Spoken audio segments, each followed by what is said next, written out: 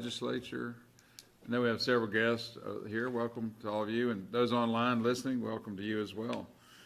I'd like to ask Commissioner Coopwood to open us in prayer. Y'all bow your heads, please. Dear Lord, thank you for this day, and thank you for these wonderful resources that you've blessed us with in the state of Mississippi. Let us now move forward with our meeting and make the best decisions we possibly can make to benefit all our residents. In your name we pray. Amen. Amen. First item of business is the October 14th minutes, which I think you guys have seen ahead of time. Any comments? Or I make a motion that we accept them as is. the motion is made I second it. and seconded. All those in favor? Aye. Aye. Any opposed? Okay. The minutes are hereby adopted. Today's agenda, which has been published, there are two additions on other business I know of. One is discuss McIntyre Scatters, Mal Mason, public-private issues there. Second is a resolution for title insurance. And any other additions to the agenda? That's it. Anybody else have anything? Okay. So those will be added to the agenda. I move we approve the agenda. Motion is made and seconded. All those in favor? Aye. Any opposed? Okay. License sales, Jason Thompson. There you are. Jason, I didn't see him back there. Mr. Chairman, Commissioners, in our October report, we did see a slight bump in hunting and fishing license sales. The last report that I presented, revenue was down 8%. This month has dropped to 5%. Resident license sales are down 5%. WMA permit sales are up 123 more sold this year versus last year. The senior exempt license is up 7%. Youth exempt licenses are up over 16%. And the all game apprentice license is up 14%. Non-resident license sales are down 6%. The previous report, we were down 11%.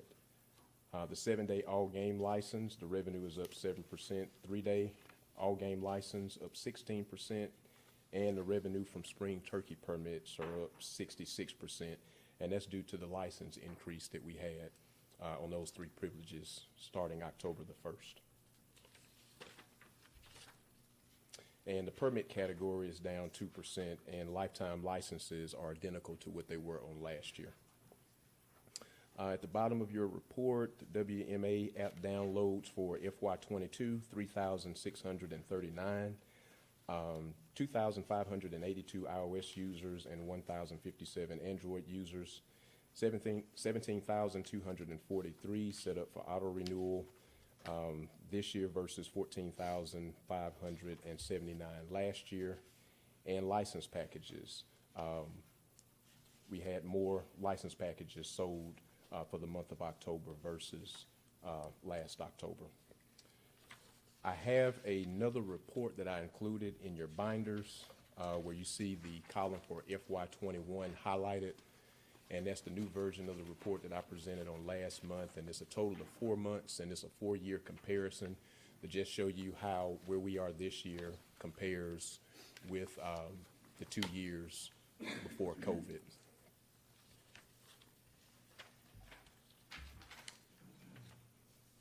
Any questions? So if you were to draw like a bar chart, it looks like with the COVID year was up, and we're And this year would be second on the still bar above chart. 19 and 20 generally. Total revenue, yes, sir. So we're in a pretty good place compared to those 2 years. Yes, it's pretty good. Any other initiatives you guys or ideas that you're working on? Right now, working on a boat registration application online. Currently, registrations are sent in the mail, but that's going to help. So hopefully, we'll go live with it soon. Let me ask you something. Yes, sir. I remember at the last meeting, I can't remember if it was you or if it was another department that gave us the statistics on the duck stamps sold in the state. Is that in your department? Yes. Can you tell me again, maybe how many that was? It 40-some thousand? Was that about right? Close 38. It was 38? I think it was 38, so I may be wrong, but it seemed like I remembered it was close to 40,000. I think, because I was telling somebody back home that, and they couldn't believe that. They thought it was so much more than that. Yeah, for residents, we're close to 40,000 Yeah. duck stamps, electronic stamps being sold. I got you. Yes, sir. And those are, well, they're only like $10, aren't they? Yes, $10 plus that processing fee. So they're not very expensive, you know. Oh, no, I'm with you. The point was that we thought that there was a lot more hunters than that. Jason, the auto renewal, and Yes, sir. that number's steady going up. More and more people are catching on to it. So that's helping with That's a the good thing. numbers. Yes, sir.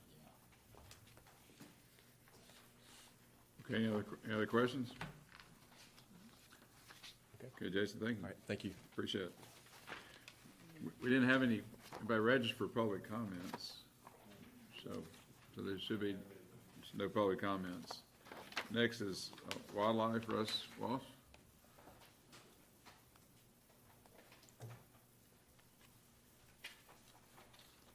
Thank you, Mr. Chairman. Several things on our agenda for you today. The first is, from last month, it was proposed to add a 3-day fur dealer license for those that may be coming from out of state to our annual fur sale. So Ricky Flint proposed to you last month to have a 3-day fur dealer license that would be for $75, which we hope would be beneficial to our out-of-state and in-state trappers, and hopefully allow the movement of more furs. We've received no public comment on this, and so we propose to make that final today if you so choose. Mr. Chairman, I move we adopt the staff recommendation. I second. Okay. Motion made and seconded. All those in favor? Thank you, Mr. Chairman. The second item for us is we have a license exemption request from an organization, Hope Outdoors. They have come before you before for exemption for, they do hunts for disabled hunters, and they're doing 4 of those over the next couple of months. They have 13 hunters that are coming from out of state, and they brought forth a request to provide exemptions for those hunters, for those 13 hunters that will be coming from out of state to these 4 hunts. So we make that proposal to you today for those exemptions for those hunters. Mr. Chairman, I move staff recommendation. We've done this for years, Yeah. so. I second. Okay, great. Motion made and seconded. All those in favor? Aye. Any opposed? Okay. All right. And Mount Mason was added to the agenda for discussion. And if you would like, we can go through a part of the survey or some of the drone footage or whatever you so choose to look at or discuss, or that I may be able to show you today.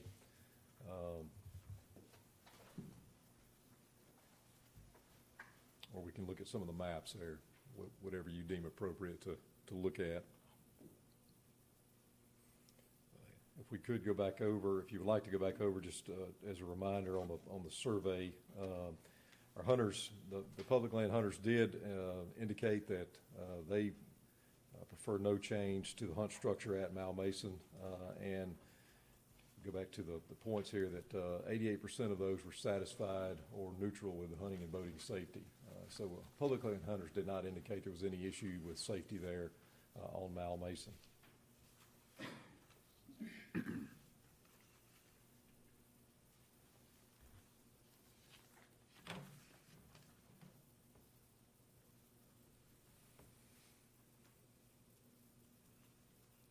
I'm a little surprised that the conflicts that they had were not related to safety. If somebody's shooting within that range, I would think that, to me, it ought to be 100% related to safety. Well, if you Is there any other business? You can bring up a map here if you, let me back up to this map. So you can see all of Mal Mason there outlined in yellow. And if you look at the inset that's brought out to the, I guess it would be to my left, you're right there. You'll see the area that butts up to the section, the scatter section of Mile Mason WMA, that private land section there. A lot of the I think, source of contention is in the corner, let me point it out to you here, is in the corner, the bottom right corner there. And there are private land hunters that hunt right on that line and right on that corner. And I think some public land hunters hunt right there as well. So it's not just the public land hunters, it is the private land hunters that hunt right on the property line as well. Well, I mean, I would think both of them would be, it's a safety issue.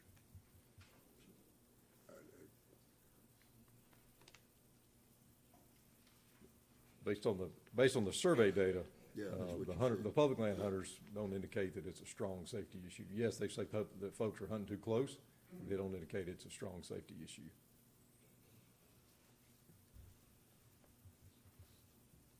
You don't even see that. Do you have the aerial? The flyover? You don't see that? One thing we were talking about earlier, we were talking about the acreage, once this thing is flooded, what is the total acreage that duck hunters can hunt on? On the public side? The public side, right, WA. Okay, so you can see the open water section there on the right side of the map, the 156 acres, that is on the Mile Mason side. And so that's, I don't say normal water, but that's the open water section. If you get appropriate water levels, and there's really no gauge there to tell you what the water levels have to be, it just has to be a very wet period. If you were to get higher waters, then that acreage could be increased to around 350 acres or so. It would, but again, that takes a high water level to be able to get back into that forested section. You can see that open, kind of looks like a pond there in the middle. That can be accessed, but it takes very, very high water. A drier year, like we may be heading into this winter, that 156 acres would be greatly impacted if any buffer was put in place. And if you, there's a certain amount of acres that we calculated that could be lost to public hunting ground if some type of buffer was put in place. To get to the 156 acres to the north, if it's low water, you have to kind of go right along the line, looks like. Yeah, Man, you but- got to go through that section of trees there, and I don't think it's later will show up on the screen, but you'd have to go through a section of trees there to get to that northern portion of kind of open water. But there's a passage there. It's just- Yes. Even That's with, right. with no buffer or anything, it's. Right. I mean, if it was a buffer, you could still go through the buffer, just not hunt there.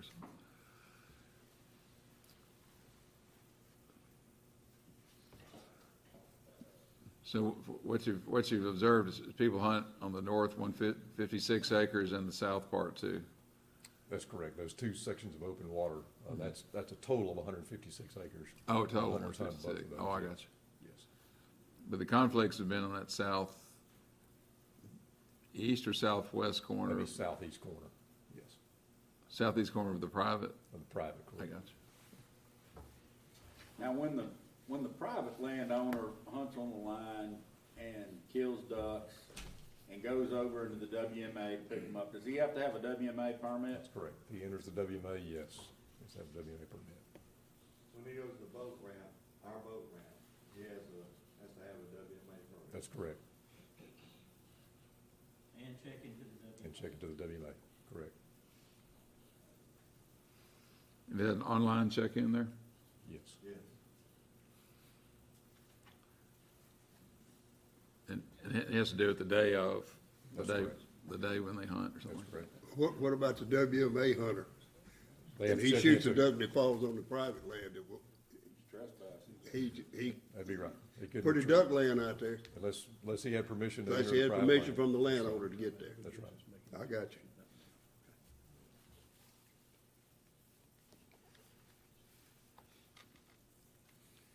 We need to back him up where the duck won't fall on the private land. I guess, yeah.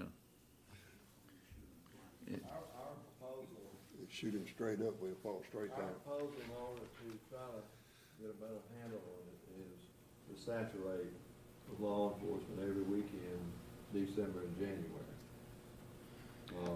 last year when we said we were going out there, we did more. I think it was more late season, or right, I don't remember the exact, whether it was December or January, but we did write tickets on people not, shooting safely in this area. But I think it's a strong commitment by law enforcement to try to settle this issue. We also know that individual that had conflict with the individual from private hunter on private land. We know who that is and how it happened, and we're talking to that individual. I don't know if you got him right there. Not yet, sir, I'll let you Okay. miss. To see what the issue is that he has from the private, from the public land side. That's our commitment to this year, if y'all wanna consider that. If you don't wanna consider it, then, there's another proposal, you know, if y'all wanna look at, we'd be glad to discuss it. So there's a language is already published, right? Yeah. And is there a copy of it in the record here? The language, The language on, The current rule language. The current rule Yeah, language. Yeah, current rule, rule, I sent that. rule 1 and 1E. Correct. I believe it is. Current rule language, we sent to you yesterday afternoon late. correct. I just wondered, could be put into the public record, that's all. Yes. It's in there, but just, I mean, put it in there just so that it's a record with this commission meeting, that's all. That's all I'm saying. Oh, yeah. Right. So to clarify, there's language that's in place in the rules, but specifically for this area of Mount Mason. And what you're saying is that what's in there right now, you're proposing is that will be some more focused enforcement Right, focused enforcement. this year. And we're talking about some signage at the boat ramp. Instructing people to respect and not be on that line. Shooting guns. Right. We had our checking boards that are scattered around all of our WMAs.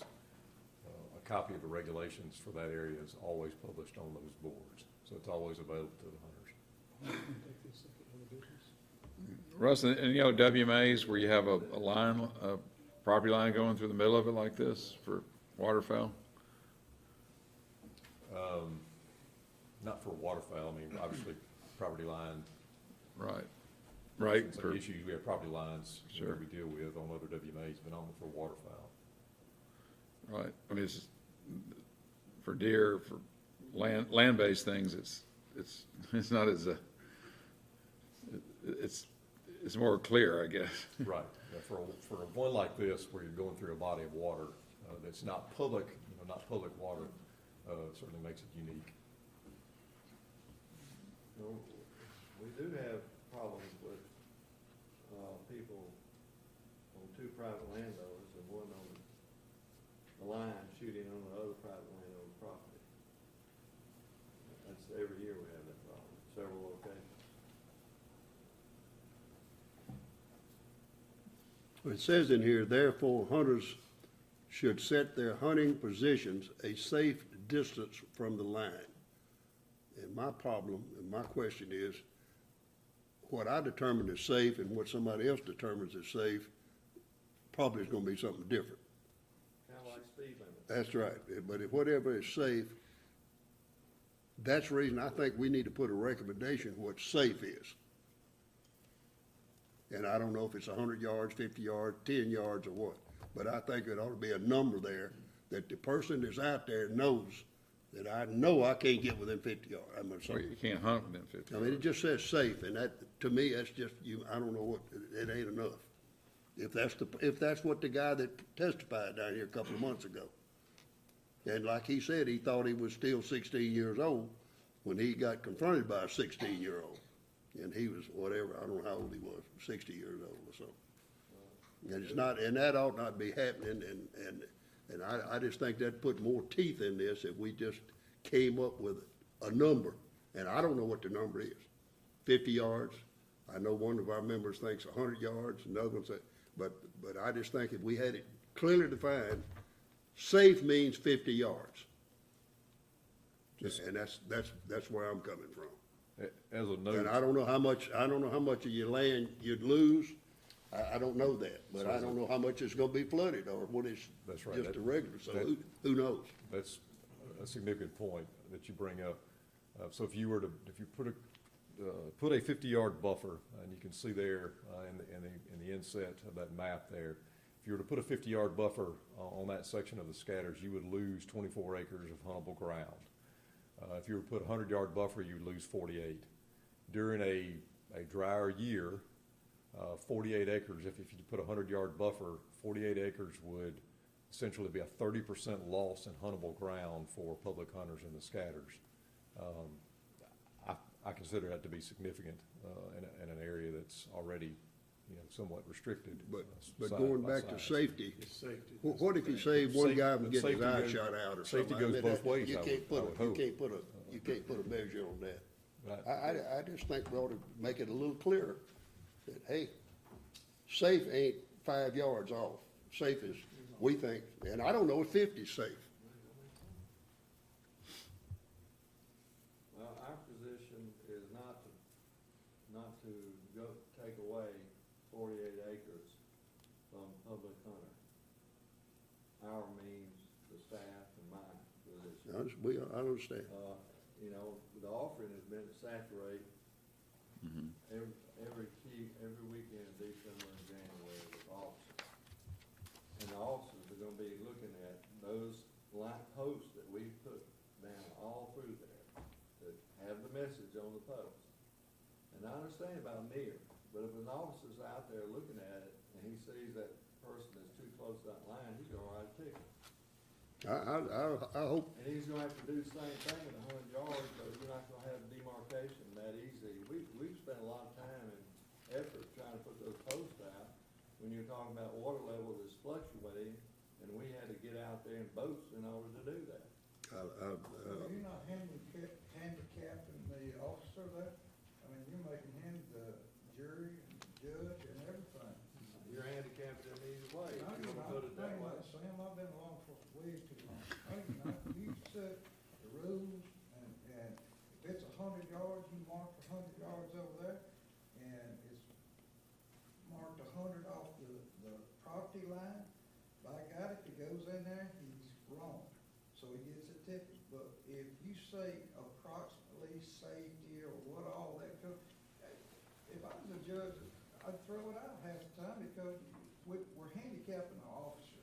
Whatever this problem is, I'm not for handicapping officers. I'm for giving them the right to do the law and not have to be the judge, jury, and executor and everything else. Well, first of all, I'm for the officer also. Well, I know you are, but you gotta give him tools to work with. Well, he's gonna have tools to work with. What's that? A safe distance? That's our problem. A safe distance, but when you take away property, public property to do that, but I understand your point, okay? I'm not arguing, I'm I'm not discussing. So, I understand that. I think everybody here is for the safety of the officer. You're trying to help the officer make a decision at this process, at this area. But, again, the issue is taking away public land for this issue. If y'all so make that determination, we will uphold it. Well, my concern is you have laws and statutes wrote and everything for these officers, whether it be police officers, law enforcement, highway patrol, whatever. And that's the only thing they can stand on. That's right. If they get out there and start saying, well, you're not a safe distance, it's gonna get another turmoil. And, my understanding it's been going on for years. I'm new to the game, but I'm not new to law enforcement. And, I don't like to handcuff an officer, say you can't do this, or why was that? Now, I always believe in the discretion of a law officer. If somebody's sitting 10 feet inside the 100-yard marker, okay, look, I'm gonna give you a warning. You can't, when you come back, you can't be here. But, I'm not saying we gotta write a bunch of tickets, but it ought to be some common sense, in the deal. I mean, or somebody's gonna wind up, Somebody's gonna get hurt. yeah, somebody's gonna get hurt. We'll address that in other business. But Russ is very helpful though to see that. And everybody saw the drone video. Does anybody want to see that again? I've seen it. All right, It's pretty remembers well that. marked. Yeah, that's some good work there that y'all did. Russ, could you update us a couple things on CWD? Anything going on there? I know we got new freezers and all that, and also the taxidermist initiative to get samples via taxidermist. And Yes, sir. So, we have received 4 positives thus far this season. 3 of those have actually come from our DMAT tags, our CWD DMAT tags, where we're giving out tags within properties 3 miles around a positive. So that's a very good program that's working for us. We are working with taxidermists. Our numbers there, we have 86 taxidermists that we are working with. 28 of those are within the program that would receive payment for helping collect those samples. And that is the taxidermist actually collecting those samples and then submitting them to us. So we hope that we'll have a good number of samples coming from 86 of those taxidermists that we're working with. We do have 51 freezers across 48 counties across the state. So we hope there's ample opportunity there for hunters to submit those samples. What's the latest on the processors? You get about 10 times or 100 times more from them than you will taxidermists. Possibly. And we goes back Well, I to- know there's 3 within 30 miles of my house that processed over 3,000 deer last year. Yes, sir. I just don't believe that there was 3,000 deer mounted last year. It could have been, because we killed 250,000, but I just think the processors is where the deer go. Everybody takes them to the processor. Yes, sir. Cut And your heads off and we got them. I'm not disputing the numbers.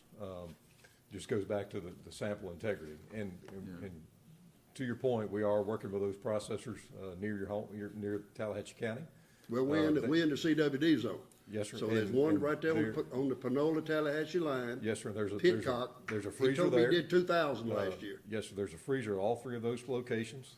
We are working with those processors. And we're hopefully to gonna, get samples. and we're gonna have Connell pick them up, just, Yes, sir. Our team has a route that we run, and we'll collect those samples weekly, hopefully, yes, sir. and the ones that I talked to were reluctant to do it because the people that brought the deer in, it was like they were checking their numbers off. I said, you put your grandmama's name on there. We don't care who killed the deer. We just wanna know where you killed it.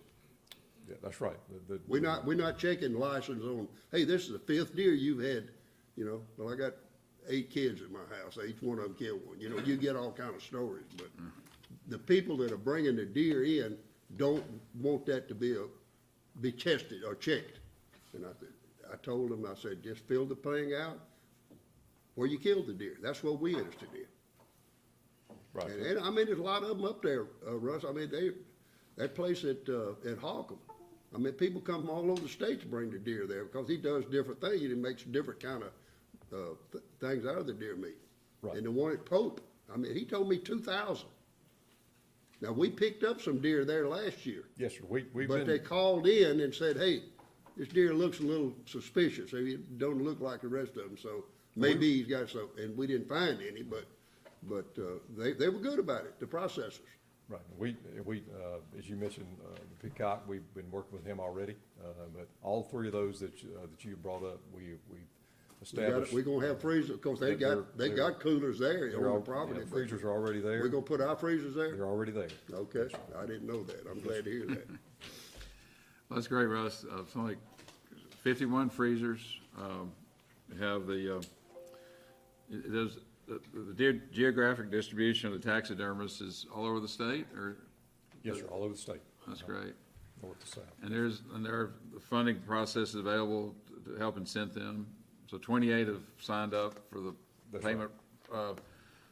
The deal I know is an issue of how they, can get paid, but Yeah, we've got that worked out. it's worked out. worked out, Perfect. And you say there's 3 to 4 positive samples? We've had 4 already? positives come in thus far. Yes, That's sir. Benton County? 2 of those just yesterday, actually. All Benton? of them Benton and Marshall, 3 Benton, 1 Marshall. Yes, sir. same. Great. Well, thanks, y'all doing a great job. That's a lot. There's a lot Thanks, to sir. do. Appreciate it. What did we do on scatters? We're Nothing? gonna carry that, we're gonna do that in other business. Oh, okay.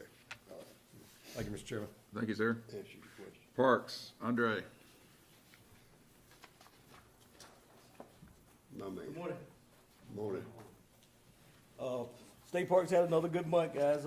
We're excited to report that, the overnight revenue for the month of October of 2021 was, $753,153 compared to last year in October of $524,319.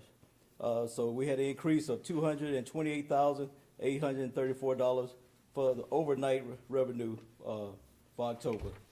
Our day use revenue for October of 2021 was $86,596 compared to last year, $58,738. So we had an increase of day use of $27,858.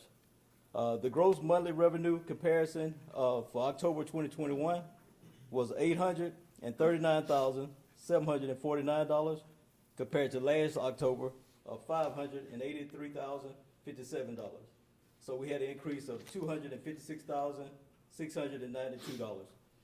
That was the gross monthly revenue comparison. The gross revenue comparison from July the 1st to October the 31st, 2021 was $3,589,278 compared to last year the same time, $2,867,246. So right now we got an increase of $722,032 of revenue right now, from July 1 to October 31st. So state parks are really doing good revenue-wise right now. We We better just keep hope these that parks. we hope we can keep that going. Who's talking about getting rid of the parks? We need to keep them. Look at the money they're making. We definitely want to keep state parks revenue. As you see, our staff is really doing a great job out there and, going forward, like we always have. The next thing I wanted to kind of talk about was some of the projects we got going on. At Buccaneer State Park, we got two projects going on. We got the RV camping and we also got the water features going on there. They started on November the 1st there. So we're excited about getting both of those projects done. The RV camping renovation project should be done by May the 30th of 2022. And the water feature should be done by July the 19th of 22. Is the RV talking about, that's upgrading the electrical boxes? and- Actually, we completely renovating it. We putting 45 new campsites there. Okay, Yes, sir. And then as far as the water features, we building a more kid-friendly water feature slide because we have a lot of kids that's not tall enough to go down some of the bigger slides. So this way, the slides that we're building this time pretty much accommodate the younger kids. the ones there now are real tall. Yes, sir, they are. And if you're not 40, at least 42 inches, you can't get on the bigger ones. So this is gonna be more for the 5-year-old and under kids. Instead of just, having them sit there where they mad because they can't go down a big slide, they will have a slide now that accommodate them. So we're excited about both of those upgrades at Buccaneer State Park.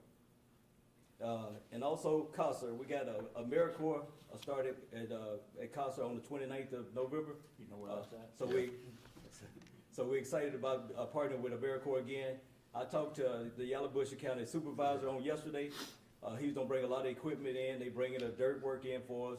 They also gonna bring some slag in. So there's a lot of roads there that we need to do some renovation projects on. They gonna help us paint and different things like that. So we're excited to partner with Yalobusha County supervisors, and we look forward to upgrading a lot of facilities there. This was delayed a couple of weeks or a month so because of the hurricane and. Yes, sir. what is it? The crew had to end up going down to New Orleans and do some cleanup down there. So, but we talked to them on yesterday. And They're excited at to the come park back. now, huh? Well, they won't be there till November the 29th. Oh, okay. Yes, sir. Okay. They'll be coming in on the 29th, but they're excited to come back and help us out. So we're excited to have them. And the last thing that I have on my agenda was I want to recognize Tishomingo State Park. They was awarded the top photo for all state parks in the whole country. Out of 10,000 submittals on photos, Tishomingo State Park won it. So we're very proud of that, and I just wanted you guys to see the picture that won. And like I said, that's out of 10,000 submittals for all state parks. Oh, this is the bridge that the CCC boys built. Yes, sir. So I'm gonna tell you what, if you've never been up there, It's pretty. you're not gonna believe it. Yes, sir. I mean, it's just, That's pretty. both of these the same. So, you know, when I went to the conference that I went to in Georgia, they recognized them as the winner. And, you know, a lot of the other states was disappointed that they didn't win, so, but I was very proud that we did win. That made Mississippi State Parks look really good. That Tishomingo is absolutely, if you hadn't been there, I mean, you're in a different world. Yes, sir. So the cabin upgrades, the architecture, where's that, what's an update on that? I mean, Well, we actually met with them on yesterday. We hoping that everything, as far as starting, doing groundwork at cabin 8 and 12 at Roosevelt, we hoping that we can start on that by February of this coming year. Because, you know, we still having to go through some processes, bidding and different things like that. So right now, the timeline is hopefully being able to start on it in February. is there still a federal restriction on being able to do the interior of those cabins? Right now, what it is, they were talking about we could do some of the cabins that's down low. Now, the higher the one that's up top, they saying right now we got some restrictions on those. So it is still some restrictions that we having to deal with, but we are pushing forward and hopefully still be able to get everything done that we need to, even if we having to put some of our funds in with it. And some of that state funding will go for that? Yes, sir. Some of the okay. Yes, sir. So the architect, all that's done, the design, all that, and then it's just, you're waiting on the approval, Yes, sir. We're waiting on the bidding process. bidding process? Yes, sir. And like I said, we are with Johnny Waycaster is the one that's the professional that's doing the project. So yes, sir, we already got that lined up. Okay, so the bidding, is it between different construction companies or something? So the schematic designs are complete, will be completed by November 30th. What we do with that is create construction documents that should be done by the end of this month. We'll go out for a bid, which takes about 30 days. That 30-day bid process will be between construction companies. Okay. Well, great, we appreciate that. Yes, sir. Yeah, and that's hopefully be good examples of what you can do with those cabins I definitely agree. to improve them and, you know, kind of bring them up to speed. Yes, sir. Great, any other questions for Andre? Thank you. Okay. Thank you, All right, Andre. thank you, guys. Good report. Yes, sir. Thank you. All right, now we're going to hear about the Museum of Natural Science from Charles and Angel. Charlie, what about the hip? Well, About the floor is love from Angel. 100%? 100%. 100%. Feeling great. Good for you, buddy. Yeah, glad I did it. Good morning. Thank you, Mr. Chairman. I have included a revenue report for the museum, the numbers, and then the following page is presented graphically. All of our revenue from the different sources came out about 20% higher than last year. But you'll see that attendance revenue was about the same as last year. And that's a bit misleading because we held our Park After Dark event, our Halloween event, right at the end of the month. And the way that we took tickets for that this year, the revenue is going to show on next month. So I think that we're probably back to around 2019 pre-COVID for the month. And we'll see next month when that comes out. The Park After Dark event is a Halloween event that we do along with the Children's Museum. And it's a fairly large event. We sold about 760 tickets this year, and we share those revenue for that. I've included a few pictures from that event. Our next event is our Thanksgiving event, and that is on Tuesday from 10 to 12:30, Wild About Gobblers. And then we have quite a few events set up for continuing into the holidays. We're just getting out of our slow season. All museums and attractions in the area generally go through a slow season once school starts and football starts, and everyone sort of goes away for a while, but they'll come back for the holidays, so we're looking forward to increasing revenue as we move forward. I also have a proposed rule change for you. We are proposing to increase the museum admission fees. The admission fees for the museum are published under Rule 1.1 State Park Fees, which is under the general regulations for Mississippi State Parks. Now, we're pretty far back in that rule, page 9, I believe. Right. So you'll see at the top, in blue, the proposed changes on page 9 of that document. The museum was free to the public from the time that it began in the 1930s until 2001. Everybody find it? It's at the top of the page on page 9, and you'll see the strike-throughs.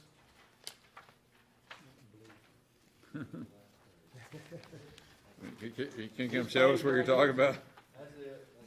That's it. Where's it in blue? It's in blue. No, ours didn't. It's not in blue on ours. okay, That's okay. the problem. We were looking for the blue. So you'll see the strike-throughs at the top of the page. Next to last page. Right. Okay. How about, You've got, found it? Yeah, we got it. Okay. I ain't found it. That's it. which lines are you wanting to change? Okay, that's not it, so, That's not it. that's not it. There we go. Oh, I see. It's the third to the last page. Oh, third to last page. And Museum and Natural Science, there you go. there is some blue on They here. are blue, Okay, they are blue, Charlie. Charles, you're right. Go from 6 to 8 and 5 to 7, 4 to 6. Right. So, the museum was free to the public, from the 1930s when we began until 2001, when we opened at our current facility. And since that time, we've only raised the admission fees one time, and that was over 10 years ago. So it's been quite a while. We've looked at all of the rates from the other museums in the area, and based on comparisons with them, and then also a lot of feedback that we get, we hear comments and have heard them for a number of years about rates and why people have come to our museum. You know, I think there's no better museum than ours in the region, and so the rates are not necessarily based just on that, but also what we hear from the public, and what's posted on social media as well. And based on that, we're recommending a $2 increase on every fee type except for the school group, those children's school group fees, and we're recommending a $1 increase on that. If this is approved at that amount, we expect, based on our average attendance, to increase revenue by about 35% annually. That'd be about $178,000 to $200,000, somewhere in that range, based on this increase that we're recommending. I make a motion to approve. I'll make a second. Okay. You have further discussion? All those in favor? Aye. Thank you. Okay. How about that, Charlie? Is that good enough? Thank you. We'll do it. Thanks. All right, Angel, talk about LaFleur's Bluff. Good morning, Mr. Chairman, Commissioners, Dr. Polis. Thank you all for letting me provide to you today the final update. I can't believe it. We've made it. We have 20 days left. Started this in a pandemic, historic rains, let's see, tropical storm Ida. I mean, it's been a crazy year and a half, but we've made our 20 days. So the next 20 days, landscaping, fencing, and we'll do the final site prep. So December 9th, you have an invitation in your binders. If you need some extra invitations, I have them with me today. I can also email those to you. So I have a VIP, so that'll be a 9 o'clock breakfast that will start. We're hoping for about 200 special guests, and that will be in the clubhouse as you enter LaFleur's Bluff. At 10 o'clock, we'll go over to the playground, and we'll have some special remarks there at the playground. So I hope that y'all will join us. I want to thank Josh and Blythe and Kevin, who has flown the drone every day since the beginning of this project, and they've helped me to create this video today. I wanted to share with you. We shared it with you in July, so I just wanted to share the final video before we open on December 9th.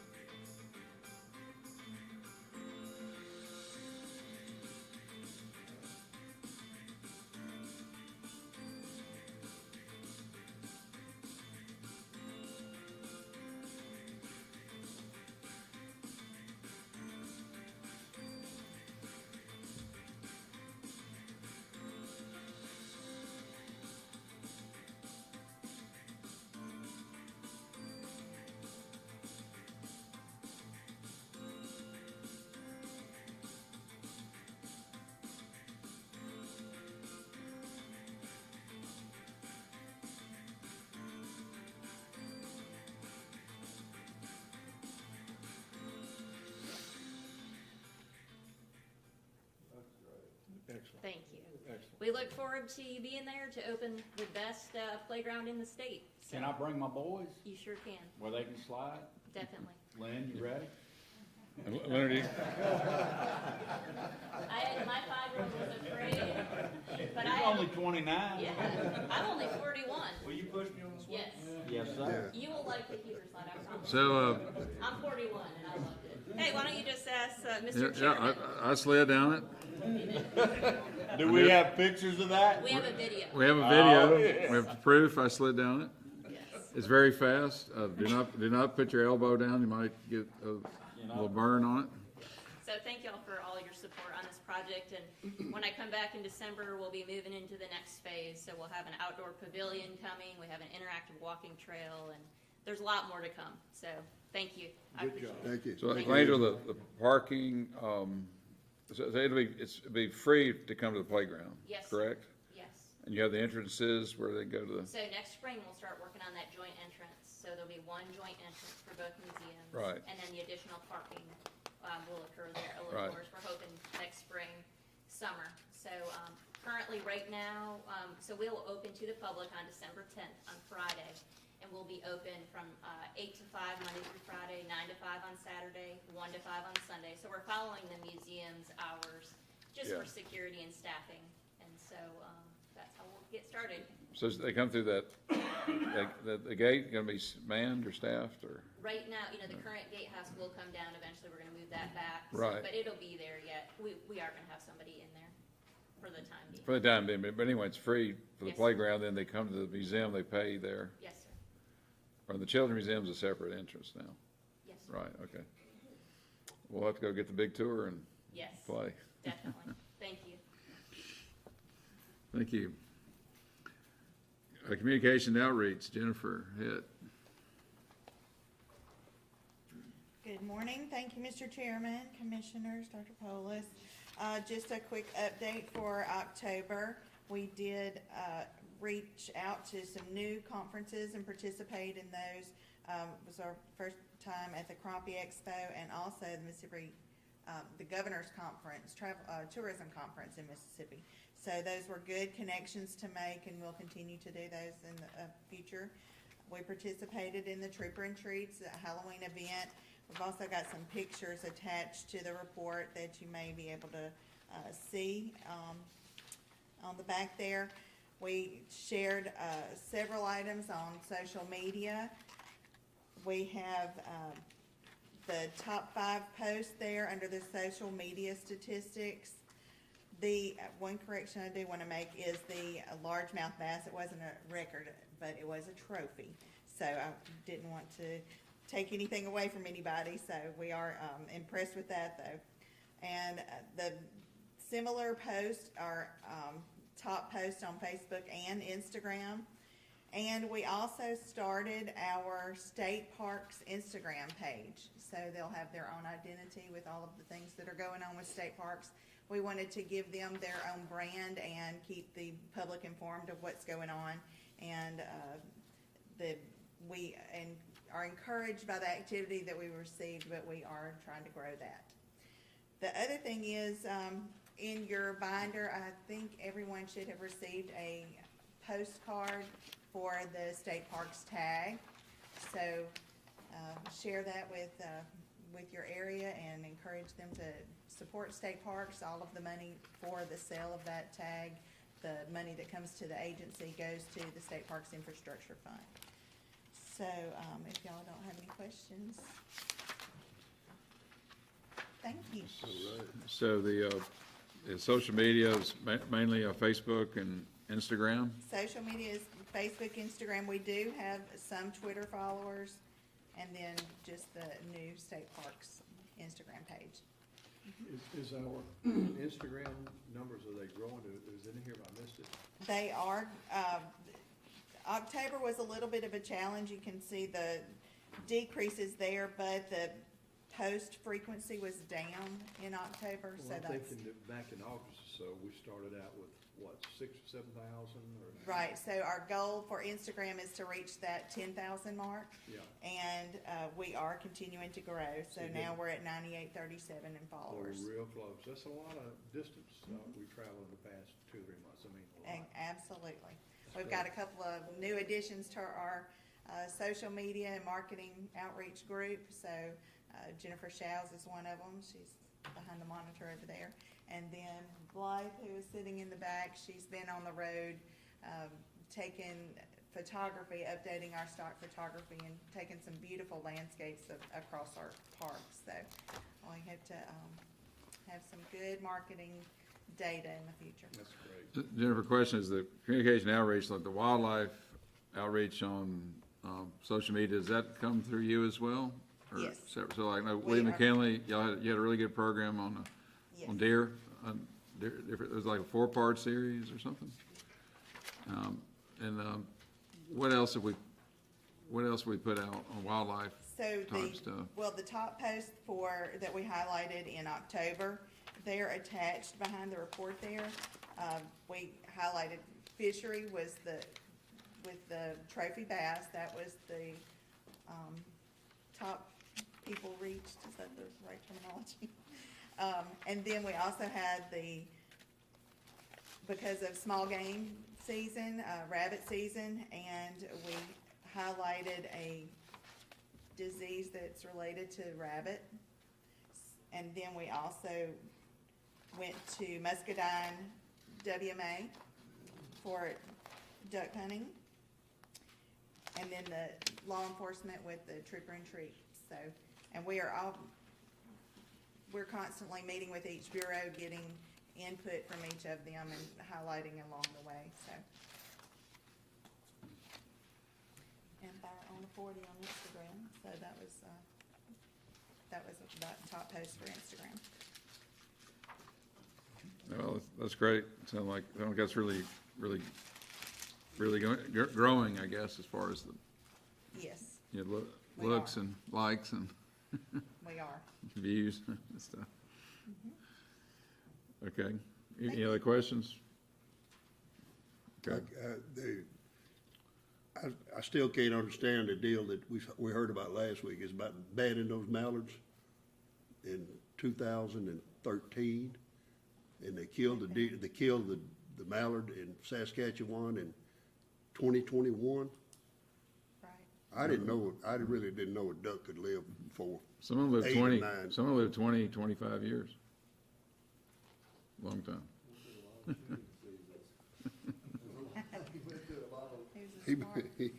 He dodged a lot of bullets. Must have flown over Castle. Yeah, he flew over my blind, 'cause I ain't gonna shoot at him. Every time I ever went, I got wet and cold. I don't go. Yeah. Ducks can live a while. I'd go sit there all day. Thank you. Okay, thank you. Colonel Carter, Law Enforcement.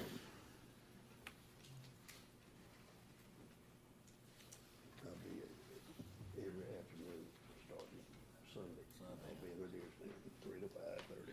Mr. Chairman, Commissioners, Dr. Polis, good morning. Morning. All righty. Law enforcement reports, at this time, law enforcement efforts are definitely up. It's that time of the year. Hunting season is here, and our officers are out in full force as we speak. Our bureau report for this commission meeting reads as follows. Our license compliance checks.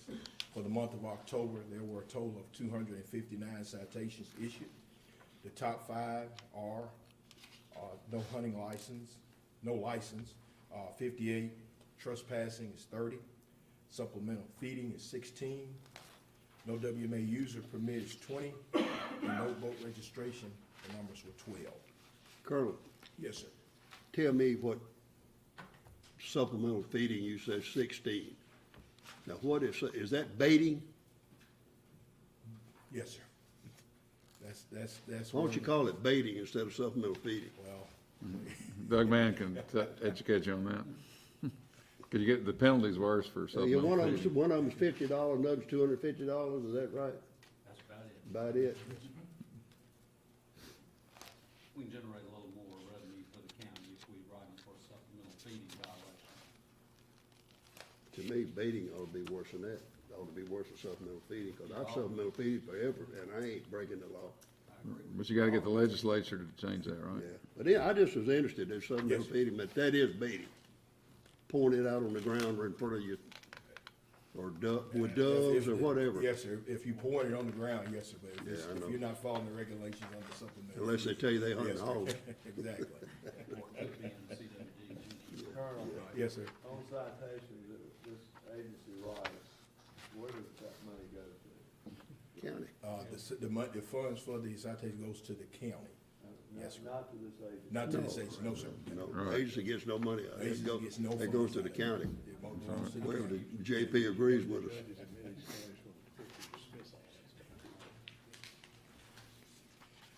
On the next page is Officer Willie Wesley and Tamarius Good. They're at Colin. They was doing a career fair there with the students. Always have a good turnout. We have a lot of students that's interested in basically what we do. So they had a good turnout there, and hopefully we'll be able to get some future officers or employees with our agency that may want to seek employment with wildlife and fisheries.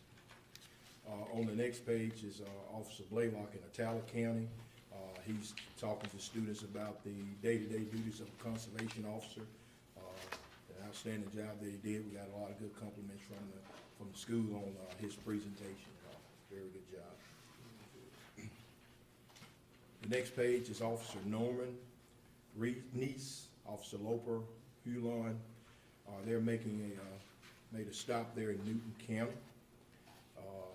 This is involving on a tip about this subject that they caught.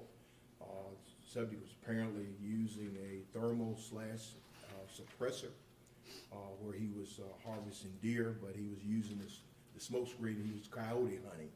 We got a tip of the illegal activity that he was doing. You'll see on the next page where the officers conducted a further investigation and of some of the items that were seized in the process. They are and have conducted a warrant on that phone to try to get further information on any additional violations I think that we're gonna get them. This is probably gonna be a pretty big case on this subject. The investigation is still pending at this time. Those don't look like coyotes, do they? No, sir, it does not. On our next page, it's Makota, Mississippi Conservation Officers Training Academy. We started November 1st. At this time, we have a total of 21 cadets. That's what we started with, so that's what we're holding at right now. We got a few little sprains and little injuries, but they're pushing through. We did have a visitor come by and visit Commissioner Vince. We thank you, sir, for coming by. I think he was very impressed with our training. Oh, yeah. And we definitely invite you all to come out and visit. Our tax officers are definitely doing an outstanding job in training our cadets, getting them prepared for the next phase. Some are sworn, some are non-sworn. The non-sworn will go into an additional training at Makota. They're at Pearl. But the ones that are non-sworn, they will start their FTO training immediately after they're finishing up here the 10 weeks at We have a commission meeting at Holmes County Park I don't know if we're gonna make it this year. with the cadets still there. What's the projected date they will graduate? The projected date overall will probably be about April, May. No, I'm talking about. But as far as Makota, we're by January, first week of Yeah, January. we can't- yeah, we can't make that there.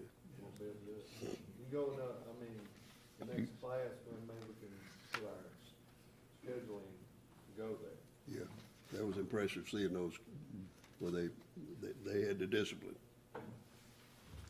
Right now, we are in week 3 of our training. I think in a few more weeks, we are gonna have some firearms training coming up, so if you all are in the neighborhood, come on by and maybe get a chance to see our guys, see if they're pretty good shots and all that. Well, we have a female in our class as well, and she's doing an outstanding job also. So anytime you're in the area, we do welcome you to come out and pay us a visit.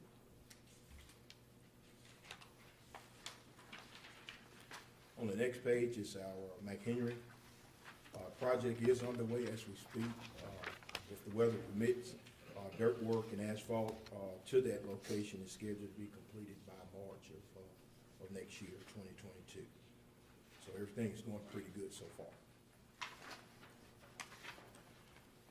On our next page is our shooting range customer counts of October 4, 2021 to November the 7th, 2021, and it reads as McIver has 788 customers, Turcotte has 1154, and McHenry has had 803 customers to be at our ranges. Have we finished the berm on the shooting range at Turcotte? I'm not Where for the sure. water was backing up into, Yes, sir. to the rifle range? I believe that project is complete and they're back in operation again. We're up and going. At this time, we have a request for reinstatement. I'll have the gentleman come forth here in a minute. His name is Mr. Cody McDade. Mr. Cody was, an investigation was done on a incident involving Mr. McDade on the 26th of January, and the date of conviction was the 28th of October of 2020. Mr. McDade is here to request reinstatement, so I will yield the floor to him and let him explain what happened with the situation. Good morning. I'd like to start off by saying I'm really sorry, and I believe I've learned my lesson. Can you speak up a little louder? I'd like to start off by saying I'm really sorry, and I Sure. believe I've learned my lesson. And I'd like to tell y'all exactly what happened tonight of the crime I committed. It was me and 3 of my friends. We left the party, and we were going back to my house in Porterville, Mississippi, Kemper County. And when we pulled in the yard, I have a big field behind my house, around a 40-acre field. And I saw some eyes, some deer eyes out there, so I went inside, and I grabbed the rifle, the spotlight, and I went back out, and I propped up against a tree, and I started shooting. We saw that I had hit 1, maybe 2. We ran out there, and one of my friends was videoing the whole time. We tackled the deer, 2 or 3 of us, well, 2 of us tackled the deer. Me and my other friend Logan Harbin, we tackled the deer, while my other friend River Keaton and Zachary Sloan were watching from a distance and videoing. We tackled the deer, punched it, did anything we could do without shooting it again. Say that again, you punched the deer. We punched the deer, yes, sir. Also, the report said something about running over the deer, or was that the tackling part? That's running it over, tackling. We did numerous bad things we shouldn't have done. And you filming all this? I did not film it. But you saw somebody was. Yes, sir. When you posted it, then you on social media? Yes, sir. I wasn't the one who posted it. I had no idea of anything at that moment until the game wardens pulled up to my house a couple weeks, a couple days after. After the deer died, we went out there to get it. We got stuck. We got it out. We went down my driveway to a camp house on my driveway. We went to skinning it, and we started a fire because it was a little cool outside. The fire got outside of the fire pit, got to some gasoline. We had a gasoline bottle over there to the side. I caught on fire. The deer caught on fire. The skinning shack caught on fire. Finally got it all out. We loaded the deer up, took it down the road, threw it in the ditch, and one of my clothes, and a gut bucket with what was left. Did y'all film that too? No, sir. So, did anybody get hurt in all this? I singed some hair, and that's about it. Mr. Cosser, you like that shirt he's got on? I like the shirt he's got on, but I don't know what, you must have bought that at a rummage sale, because you don't act like you graduated from university. I thought he was right in line with what I thought it was. But I don't know. That sounds like Dumb and Dumber. Yes, sir. I think the story's funny. Okay, now it's serious, we No, appreciate it. it's not funny. But I think it's a serious thing when you have animal cruelty. Yeah, no, it And then is. you film it and you post it. I can't believe that's like robbing a bank, putting your picture up there. Hey, here I am doing it. How old were you when this happened? How old are you now? I was 18 when that happened. I'm 20 years old. 2001, I see. To Dr. Polis's point, I agree. It's funny, but it's not funny.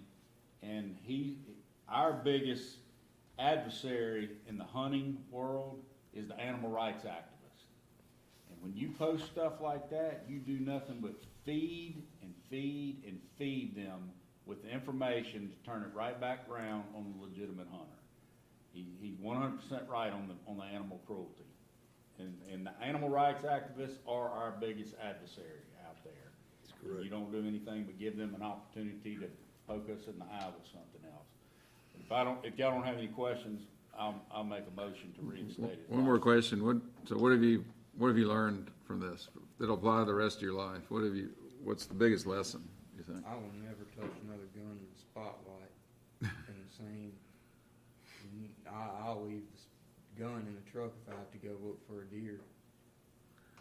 Did you learn about anything about treatment of animals? Oh, yes, sir. Yes, sir. I will never put my hands on another deer in a hurtful, harmful way unless if I absolutely have to.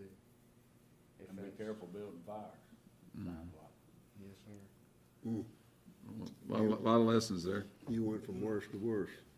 Well, we're glad, sorry about the incident, but hope that all of you learned lessons that maybe will apply to your lives going forward. Okay, go ahead. Commissioner Benz made a motion, and we have a second? I'm gonna reluctantly second, Okay. because I'm telling you, I've been on this commission over 7 years. That's first one I've heard of animal cruelty.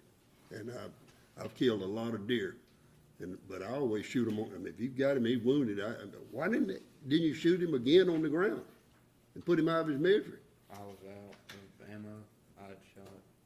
Did it have no more bullets? But y'all literally ran over him with the pickup? Or a No, four-wheeler? they just tackled them and stuff. The Beat report, it. meaning run over, they were just. Okay, well, I misunderstood that. No, I said, it was in the report, somebody's report that ran over it, or somebody's comment, but that was, the action he was describing was when they attacked it. Okay. Okay, we have a motion and a second. So, Colonel, you recommend reinstatement? Yes, sir. Recommend that he be back. And he's, And what all he said is pretty well what the report's got? Yes, sir. He's on point. Yes, sir.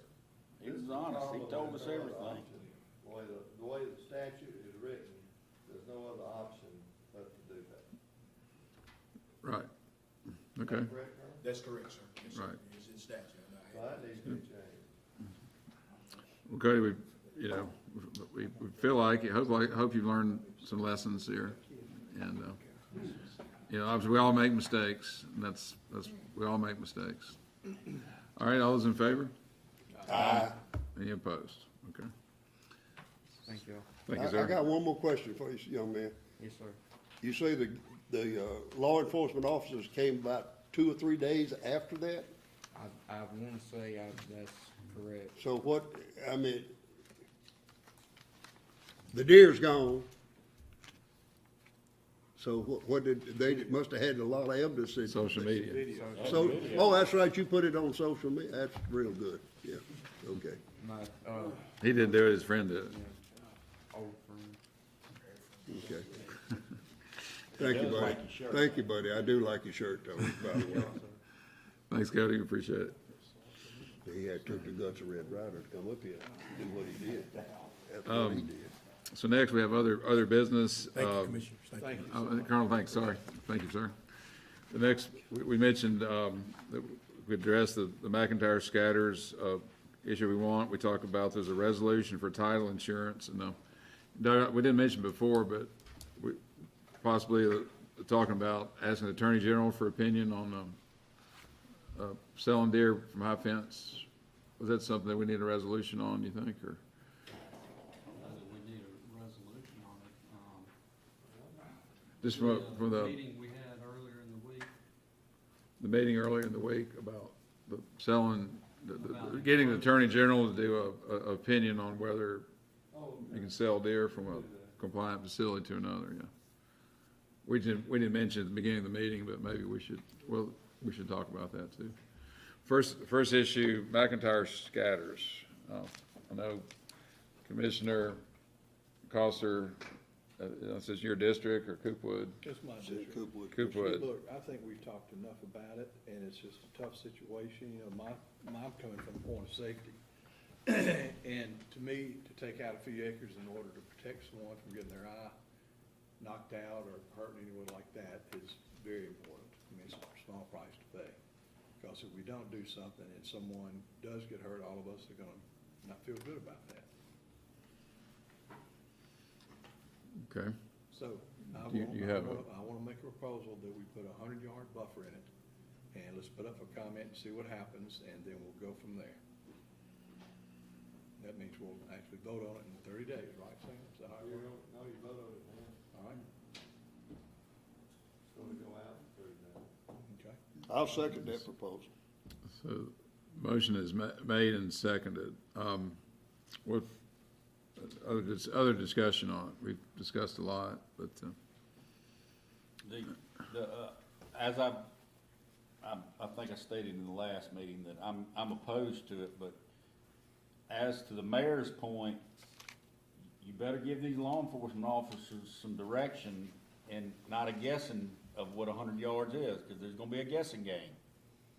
And give them the tools. But anyway, that's the only thing I wanted to say. Now, so if I'm, on that new 100 yards, okay, and I shoot a duck that falls between the two areas, well, what can I do? Go get it. All right, But and don't- so if a private landowner shoots it in that area, what can Well, we he do? goes against it too, as long as he has a WMA And permit. so we're putting a void, an area of no man's land then, or any man's land. Safety land. Okay. so further discussion, I would say, in my opinion, I mean, 50 yards is probably better, because we're taking more acreage away at 100, and I think if somebody's shooting, they're shooting a duck, it ought to be up in the air.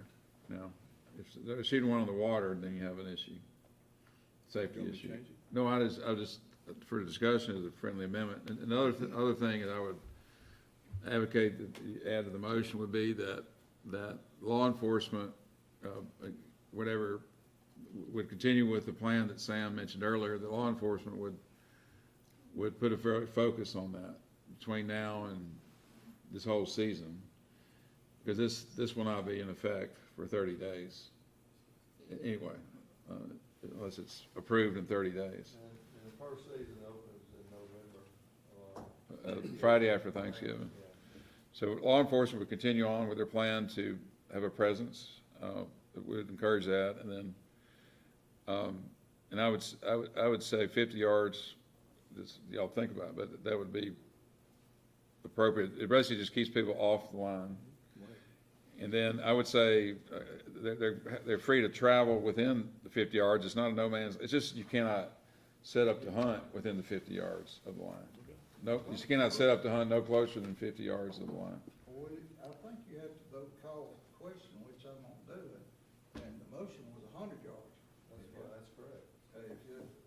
We're talking about. No, we can do that. We're talking about a motion that's been made for 100 yards. Correct. And it was second, I'm gonna call the question. And we're having discussion on it. Okay. And then we can vote for the 100 or not. Okay. And so, but I was just suggesting we would, I don't know if we need to add, language to say that law enforcement will do what you proposed. What the rule currently says. Costa read the language a minute ago, and it's just gonna add that one word. So basically just amending to the language, That's it. yes. It's just There, it says, explaining it, you know. it's, this already, this is the first time I've seen this rule, by the way. Therefore, hunters shall set their hunting positions a safe distance from the line, which is 50 yards. Or 100 yards. 100 yards. That's all you gotta say. And if we get 18,000 people come in here next month and say, that's the worst thing I've ever heard of, then we'll reconsider it. But right now, I think we ought to put it out there. Mr. Chairman, I have a parliamentary. Point of order, Mr. Chairman. First, we need to clarify the motion. Are you, Mr. Cooper, are you moving to amend the rule? 100 yards or 50? The Malmason, Yeah. WMA Yes. rules? Yes, that's what. Okay. Yeah. So, after that, Mr. Rhodes, did you actually move previous question? Move previous. Did you make a motion, to take up previous question? Mr. Costa seconded the motion, Yes. correct? Yes, sir. Seconded Mr. I Cooper. called for the question, which should be a vote taken. Exactly, point. exactly. So that's my point of order. Under Robert's rules, previous question has been moved. Correct. If it is seconded, then we go straight to a vote on previous question, and there's no more discussion. Okay. I got a parliamentary question. I know that but I'm trying to for it not to be ambiguous for the law enforcement and for the hunters out there. Can I make an amendment to identify the 100-yard demarc line so these officers will know where 100 yards is? You understand what I'm saying? Well, yeah, but that ought to be the responsibility of the commission. If we set a statute of law in place, they all go out there and mark 100, then there ain't no question between the officer or the hunter. I agree. It's a done deal. But does that have to be in this motion? It doesn't have to be. Okay. Not in this one. Okay. Let's vote. All right. Motion is made and second. All those in favor? Aye. So, your aye? Aye. Your aye, your aye. All those opposed? No. No, because of the distance. So the motion passes 3-2 for public comment for 30 days. 3-1. No, I'm against it too. Oh, you're against it? Yeah, because of 100 yards. You're not voting. Yeah. I thought you couldn't vote unless it was a tie. Well, I don't know. Vote 3-1, whatever it is. I don't fine. care, Mr. Whatever, Chairman. wherever it is, 3-1. Mr. Chairman, 3-1. It I'll doesn't go matter, you whatever want. it is. Second item, resolution for title insurance. Briefly, the Wildlife Heritage Fund has several things that the money can specifically be spent on other than just purchasing land. And one of them is purchasing title insurance. And since we have purchased all of the land in Warren and Issaquah counties for the Phil Bryant WMA, all of those transactions are wrapped up. We now have gone out and secured title insurance and need a commission resolution directing the money be spent out of the Heritage Fund. So the resolution is here prepared. 18,000 acres title insured for about $32,000. If the will of the commission. Need a motion and a second to approve the expenditure from the Heritage. Motion. I second. Thank you very much. All. Motion made and seconded. Who seconded? Cossum, second. Cossum, okay. The motion. I guess. All right, Cossum. any further discussion? All those in favor? Aye. Aye. Okay. Thank Third, resolution for getting Attorney General opinion on where this possible sale deer, from one enclosure that's in compliance to another compliant facility. Directing the department to submit it to Attorney General by a certain date. So the question, I don't have a problem with it that. may not be necessary to do a resolution, but, Motion. Second. so the motion we made, who wants to make the motion? I'll make the motion. You make the motion, Gary Gary second. seconds it. Okay, all those in favor, say aye. Aye. Any opposed? Okay. So next commission meeting is Thursday, December 16th. And the In time. Jackson. Is 11 o'clock? Time 11 a.m. right now. That's what has you. This next one's at 11 o'clock. And me too, me too. No educational session right at this point.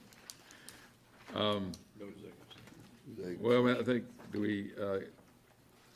I think executive session, there might be a need for discuss land or something. So, Certain. Decided for executive session. The executive session is to be for employee matters, personnel matters involving job performance of specific individuals, transactions in land, and I believe that's all. yes. I think there is a need for executive session. Okay, we need a motion to close the meeting to determine the needs. Second. All right, all those in favor? Aye. All right.